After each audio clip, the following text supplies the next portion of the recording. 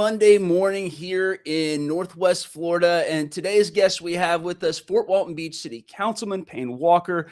You've been on the council for 3 years now. Is that about right? I think April's 3 years. That's right. So you've had a lot going on in the last 3 years, man. I think we just kind of go right into it. Talked about this story, or not this story, but this interview with a bunch of people, asked people like, what do you want to know? And the first thing that was out of anybody in Fort Walton Beach's mouth was, does Payne Walker want to get rid of the city of Fort Walton Beach? Is it like one of those things, or is this like are his actions that he wants to take moving forward to like reduce taxes, or like what's your goal as a city councilman here in Fort Walton Beach? Yeah, all good questions. I get asked the same thing as well. And it's not about getting rid of the city. It's really about, at this point, the major issue is honoring the will of the people. The people have spoken. That honoring their will does require that city government, city manager, and staff operate under the terms that voters directed them to. So, what will the solutions be that the city manager comes up with and presents, and staff presents to city council? That's to be determined. But it will call some focusing of and prioritization of issues within it. When the budgets get tightened, as they clearly did, voters responded to an excessive growth of budget over the last 10 years for sure. And that's really what started the initial charter amendment. So they're ready to rein it back in, and reining it back in does take it back in cost and maybe even size and structure. So looking forward to see what kind of solutions staff and the city manager could come up with to honor the will of the voters. So to that end, I think maybe in the last meeting or the meeting before that, the city staff presented a pretty long slide deck about what the 3% cap means. Their kind of their version, their side of it, essentially basically was like, if we don't get rid of this 3% cap, like we're gonna lose a bunch of people. Stuff's gonna get less efficient. What did you think of that presentation? Do you think it's a fair characterization of what's going on, and why or why not? I don't really think it is fair characterization. I believe it's a narrative that's being pitched by insiders that would like to return to the period of unlimited budgets, taxpayers' access to taxpayers' money, unlimited. It's funny, they tend to only be talking about the 3% cap, which can be confusing if presented properly. It can be confusing. But they don't want to talk about the other charter amendment that they're also looking to overturn, which is that the voter said this is a volunteer position to be served out of love and care for your community. And the over 6,000 votes took away pay and compensation. So this council has taken steps and measures to overturn that, and not only more than double the pay that they were previously given, but also given themselves an option for unlimited benefits for themselves and their family, and health care benefits. So, I think that the 3% cap as presented by them as that narrative, they've not really, as I brought up at the council meeting to the city manager and the rest of the staff, I'm like, well, why haven't we had a special meeting to address these problems? What solutions might exist other than overturning the will of the people? And the answer has been nothing. There's been no solution offered as to how we might get through these things. Interestingly, and I just pointed it out over the weekend and over through the last week, the Studer group, who you may recall, that Studer group study, Quint Studer out of Pensacola, taxpayers hired him at council's direction for about $25,000 just for the study, not including the survey. But Quint Studer provided some vision about core services, non-core services, and pretty much foretold that when there is a tightening of the budget, here are some things you should look to consider ways to save some money. So I can share that with you. It was addressed in his cover letter on the presentation of the report. So when Quint Studer presents it, he's an expert. when Payne Walker recommends that maybe we should look at some non-core services on how to consolidate, sell, otherwise manage those, get those off the books on taxpayers. And And so so, I thought you'd finished. I was going to ask a oh, that's follow up. okay. So, what do you consider to be core services? Because I would imagine there's some variation on the council and probably in the public as to what essential is, right? Sure. Like, what do you say is absolutely essential? Like, no matter what, we got to fund this. And Well, then what do you say is not? those are what typically all, voters, citizens, count as core government service. That's police, fire, water, and roads. Okay. And so, Those are. for example, city parks would not be essential. Sure. Well, no, I do believe they're essential. I believe that in the Quint Studer report and recommendations, he mentioned several other options to get those services to remain available to citizens, but under the care or budget of others. So as we know, our former city manager left. He came out of the Parks and Recreation in the city. He became the city manager, and then he went to the county, and he's now the county Parks and Recreation. So just because the city's not managing it doesn't mean that it's not still available to citizens and maybe shared more fairly amongst taxpayers. So, like in theory, you would be interested in like moving it as a county program or putting it under private management or I, something like that? I would be interested in hearing all voices at the table that talk about the problems that are at hand and solutions that come together. It'd be multifaceted, of course, whether we look at parks and rec, we look at golf courses, we look at cemetery. Quint Studer specifically pointed out things that typically governments don't do. And he said, when money gets tight, here's some things you might want to look at. He did mention it across all of the services, but in particular, the golf course and the cemetery. And he said, you might want to consider what you're going to have to do with that when the money gets tight. So bring him back in. Let's listen to him. Let's get together as a group, just ourselves, and talk about, hey, money is tightening. What are some options that we can consider to relieve that? What does the future of Fort Walton Beach look like in Payne's like perfect scenario, right? Like if you had 7 Paynes on the city council, right? Sure.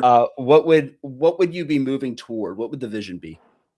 We would be looking at, if there were 7 Payne walkers on there, we would be looking at definitely options to say, it's funny, I'll go back to the first weeks I was in office, months. Our first strategic planning, we were requested to provide staff, the city manager at the time, Michael Beatty, I believe was still there. But anyway, might have been Jeff. But anyway, provide us a list of your top priorities for the goal planning, strategic planning. So Okay.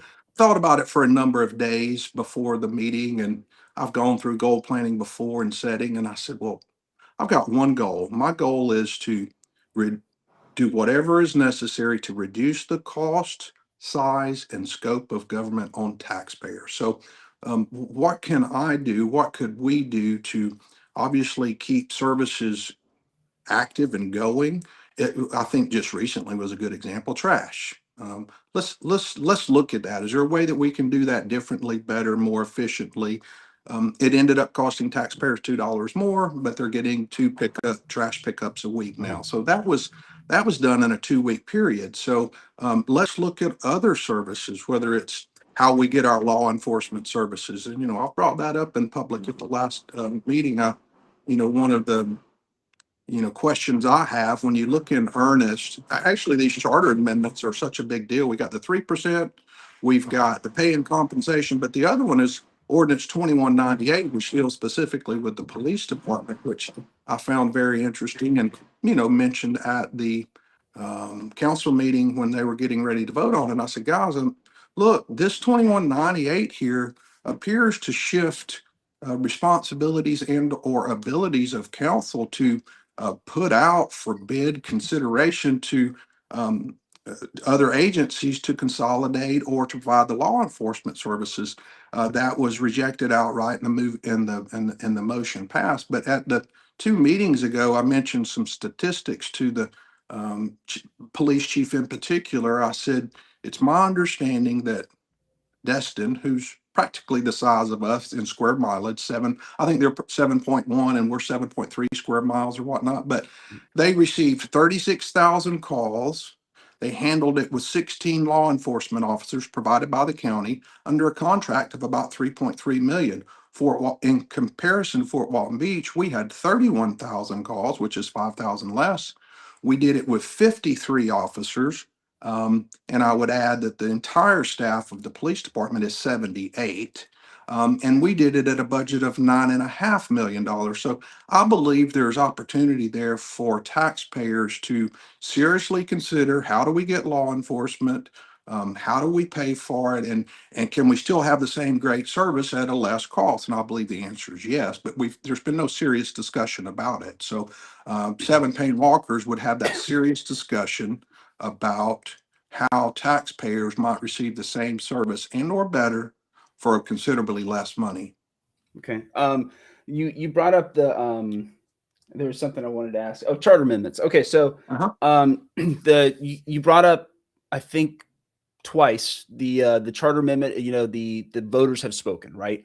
And my question, I guess, would be like, so yes, the voters absolutely spoke in the 24, the charter November of amendment. 24, that's correct. November 24, they said, hey, we want to cap expenses at 3% growth, right?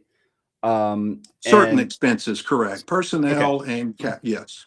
So Not certain all. expense, and then forgive me, my brain is just Pay not and on today. pay and Pay and compensation. compensation. So volunteer position. What is your argument to the people that say, look, yeah, we voted for that in 2024, but we want to vote again, or we want the people to vote again? What would you say to people that say, we want to vote in 2026 on this again? I'd say, well, if the people, and I said this in council meeting when it got brought up about whether it's the charter amendments, the new forthcoming charter amendments, or the charter review committee, I said, guys, if you go the right way about it, I'll support it. And that is to have a request, a calling from the community to make such changes. As you are probably familiar with, I don't know all of your listeners are, but the watch group started a petition move to get charter amendments placed on the ballot. That was about a 3-year project. We turned in over 1,500 verified voter signatures, and it was a petition to put these on there. The people wanted it. So compared to what's going on currently, the people didn't request it. The people didn't want it. This was a 100% insider manufactured set of charter amendments. Not one person appeared before the council or the charter review committee and said, hey, I want to overturn what we did in 2024. So it was not a groundswell. It was not a grassroots movement. It was a 100% insider movement. So told the guys on the whole council staff and everybody, you go get the petitions to put these on the charter up for the election, then I'll support it. As you may recall, Travis Smith formerly brought in boxes from the watch group of those signed ones, placed them before the city council and said, put these on the ballot. And they refused and of course slow played it. And of the course of 3-year process played out. And we know now that they went on the ballot and voters overwhelmingly placed them. I'd also point out too that was over 6,000 votes. What this council has chosen to do, a path that they chose to take to get the 100% insider produced amendments before voters. Sorry, the roof noise. Can you hear that, Chris? Just barely. Like if I'm listening for it, I could hear it. Okay, well, good. It's quite loud in here. But I'm sorry, I got distracted there. What were we talking? So I guess the one thing I've heard you say multiple times, in 2024, the voters decided this. They wanted the 3% cap, the volunteer, as opposed to paying city council people. What's to stop them from voting again? Why can't they vote again? What do you say to people that say, what's the big deal? They can vote again. We could vote 100 Yeah, times. well, I'd say the big deal is I've called it publicly rigged, corrupted process of the charter review committee that was undertaken by this council to get it over into a charter review committee. They claimed that there were clerical errors that needed to be addressed in the charter. At that time, at the setting up of the review committee, I said, guys, ladies, if there are problems within the charter, we're the ones to do it. you apparently know about some administrative things clean up that need to happen. Let's do it. Well, that was ignored. The motion moved forward. It went to a charter review committee. And then like magic, out of that charter review committee, that each one of us got to appoint a member to, the majority vote said, let's overturn the will of the people that was made less than a year ago. So I say like magic. I don't think it was like magic. I think the outcome was known. And it provided this council an opportunity to say, it wasn't me as your representative that wanted to overturn the will of the people. This came out of a charter review committee. Well, no one spoke at that charter review. Not one citizen came up and spoke there. Not one citizen came and spoke at city council to request they be changed. And if they wrote council, it was not as a body. They did it individually. I know of no citizen voter who wrote council and said, please overturn this. It's insiders wanting unlimited pay. I'm sorry, unlimited spending of access to taxpayers' money, and they are about to try to reward themselves with more than double the pay that was taken and give themselves the option for unlimited health care benefits for themselves and their family. The voters spoke. Even if you don't like it, I'm sorry, they took it. If you come back into this position next time there's a candidate seat open, you're coming into it with no pay, no benefits. People talk about, oh, there's nobody will run. I'll run. I'll do it. I'm doing What it now. We're all doing it now. So I believe it removes the question from taxpayers' minds that are their representatives representing them? Are they representing their personal interest in or the business of the government? Because think about it. If my pay and benefit is tied to the budget and there's a budget increase, am I inclined to cut my own pay? Am I inclined to, I don't, this group has shown, this council has shown that that's not the case. They are fighting tooth and nail to return double the pay to themselves, double the health, more than, it's unlimited on the, I've asked that twice. I've made sure I was very clear. Is this amendment, if it's passed, does it give unlimited? I asked that to the motioner. Is it unlimited in compensation for the benefit? The motioner looked and said, yes, it's unlimited. So I think it's very, it's not what the voters want. The process that it came out of is the rigged, corrupt part, and that's why I continue to push back so hard. Again, had the grassroots effort brought in boxes of signed petitions that have been signed off on by the supervisor of elections, I'd be the first to raise my hand. Hey, the people want it. Let's put it before voters. That's not the case. That's not what happened here. 100% insider created product. So I hope that people continue to listen and pay attention and know that's what the problem is.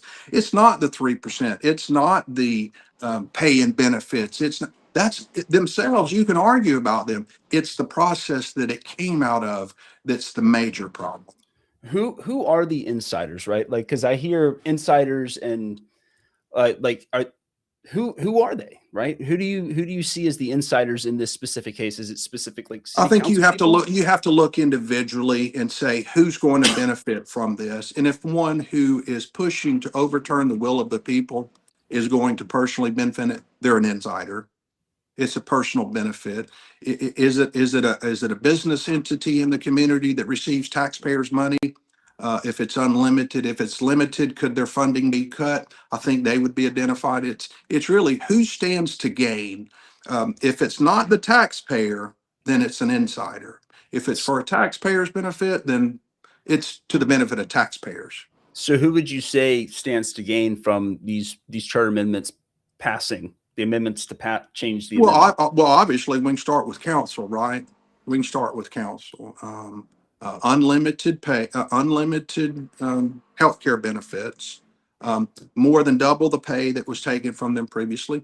I would think that if personnel expenses are unlimited, which they were previously, city manager could be a beneficiary of it. And again, back to those in the community who receive funding by request with no specific requirements. The Chamber of Commerce is one, is a good example that I've run across recently and for years. That has been, I'm like, why is a private business entity, the Chamber of Commerce, who supports itself through private membership and sponsorships in the community, pays their CEO over $130,000, has over $800,000 in revenue last year. Why are they entitled to any one penny of taxpayer dollars, let alone 20 or $25,000 of taxpayer money? So I'd say that the chamber looks and appears to be an insider who benefits from unlimited, free flowing taxpayer money.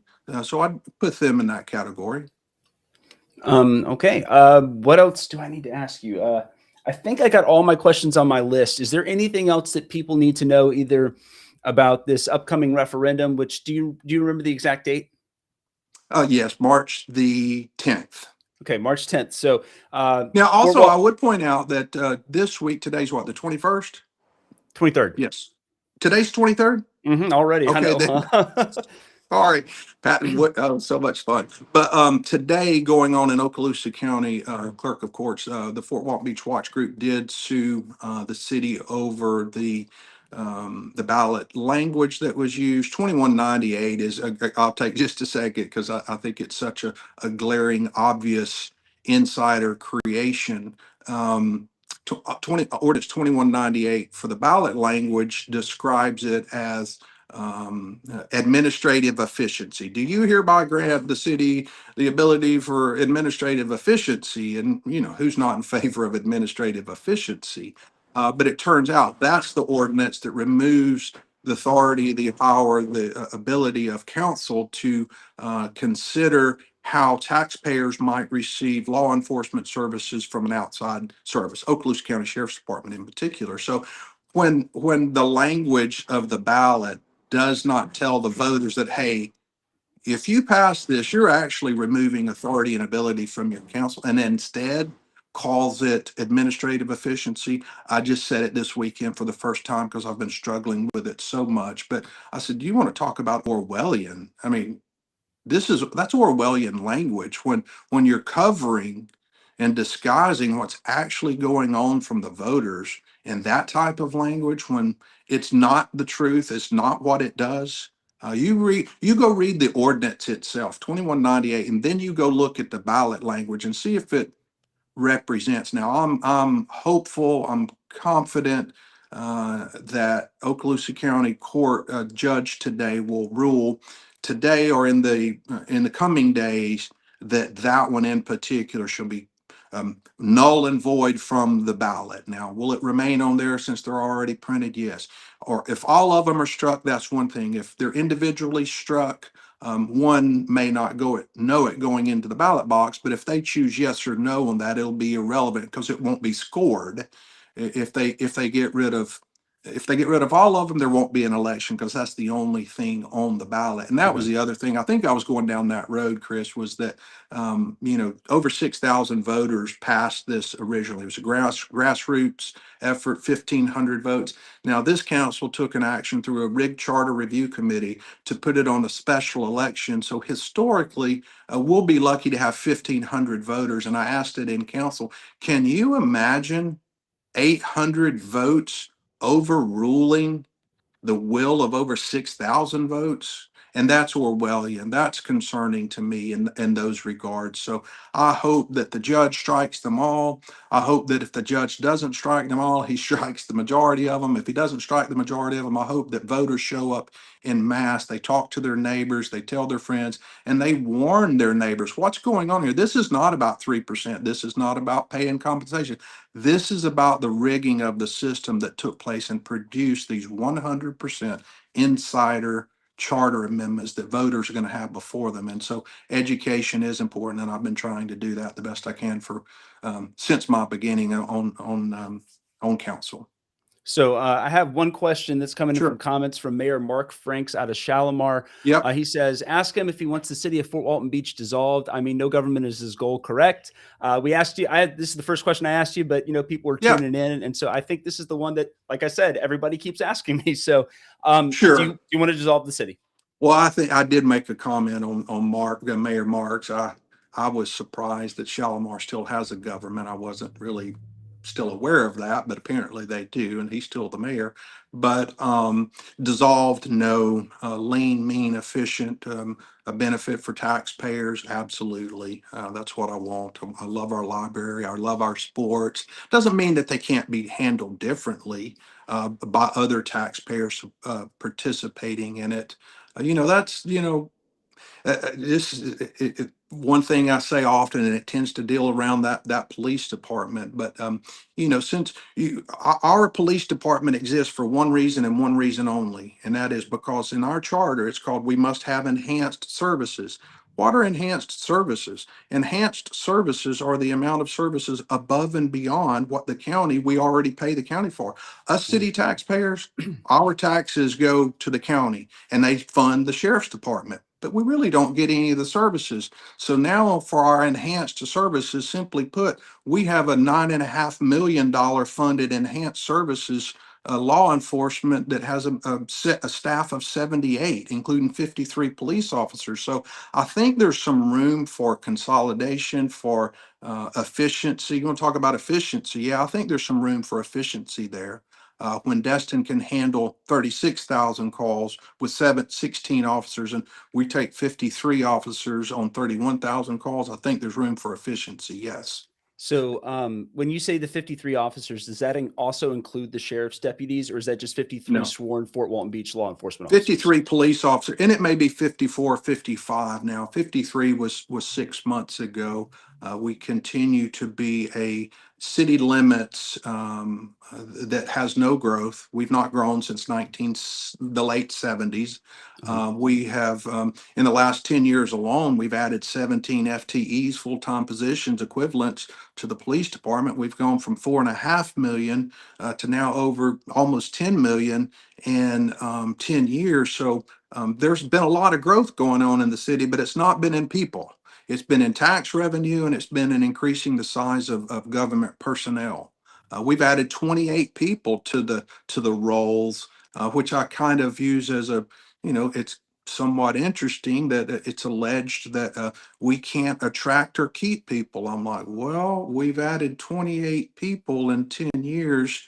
We've gone from 298 to 325 today. 292, I'm sorry, 292 to 325 today. So we're finding the staff is available, employees are available.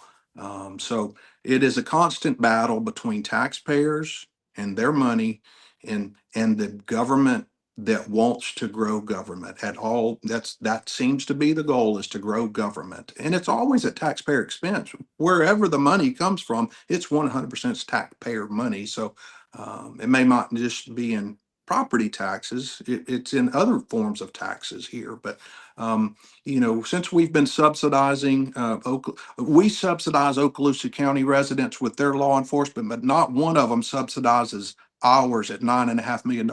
I think it's time that we all treat each other fairly with paying for each other's law enforcement. And one way that we could do that is through consolidation. So I know that oftentimes people say, well, Payne just wants to dissolve the government. No, I don't want to dissolve it. I want to make it be more efficient and more beneficial to taxpayers.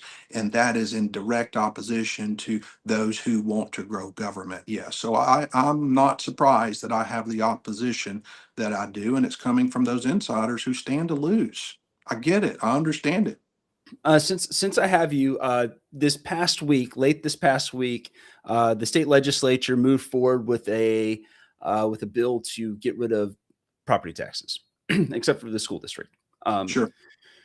What are your thoughts on that? And if that goes through and the property taxes go away tomorrow, what happens to the city of Fort Walton Beach? Well, and other municipalities throughout. And and everybody. It's definitely a topic I've been watching closely. I'm one who's on the fringe. I would like to see it all go away. Property taxes all go away, and whether it lands somewhere in the middle or not, and whether it continues to potentially be a focus of getting rid of it. The one interesting thing I find, and it's going on right now in our current Fort Walton Beach City Charter stuff, the response is never, well, let's cut something, it's always how are we going to replace it? So, Mhm. you know, if without my efforts, without the charter amendment efforts, without anything else, if that tax goes away, what will Fort Walton Beach City, what will they have to do? And all other municipalities, and I'll tell you what they'll have to do. They'll have to look at other options. They'll, one, increase revenue, right? Taxes or whatever else. But another option, which they hate to do, is let's see if we can provide this, if the service can be provided in a different way. And that's consolidation, privatization. Those are the two things that work. Golf course is one that I've said. I love the golf course, love golf myself, and love our golf course. But I've said it publicly a number of times: is that why don't we look at maybe having that privatized? Get that expense off of taxpayers' backs.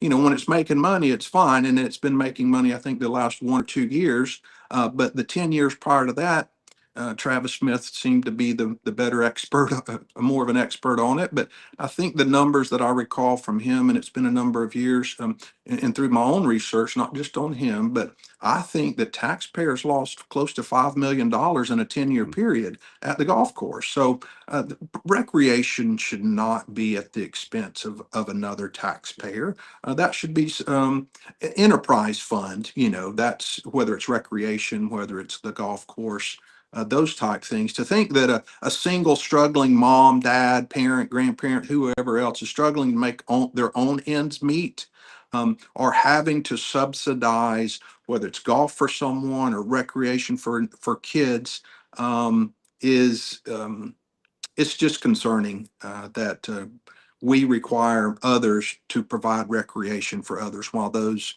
they may be struggling themselves. So there needs to be another way to do it. Privatization and consolidation are definitely two options that remain on the table. Outsourcing, privatizing, those are things that if seven Payne Walkers were on council, they would be looking seriously at. How can we do this, guys? The revenue's been cut. Right now, we limited spending, taxpayers limited spending. What this is talking about doing is limiting revenue. That's another way to do it, and both are admirable. To return the money to taxpayers, let taxpayers keep it in their pocket. That's admirable. To grow government with it and say that we need it and there's no other way of doing it is disingenuous at best. All right. Well, Payne Walker, city councilman over at Fort Walton Beach. You've got a big possible referendum. Depends on whether or not this judge in this lawsuit strikes down these ballot measures. That would be on March the 10th. If people want to follow you, I mean, you're on social media a lot. Where can they follow you and ask you questions? Sure. I've got a candidate page, T. Payne Walker for Fort Walton Beach City Council. That was my original page when I ran for council. I do feed it every now and then. And of course, there's another group in town online. It's FWB Watch Group. Share a lot there as well. And between those two pages and my personal page. Very good. Well, sir, thank you for your time, and we'll Thank see you, you sir. soon. Talk to you then. Thanks, Chris. All right, bye. Sure.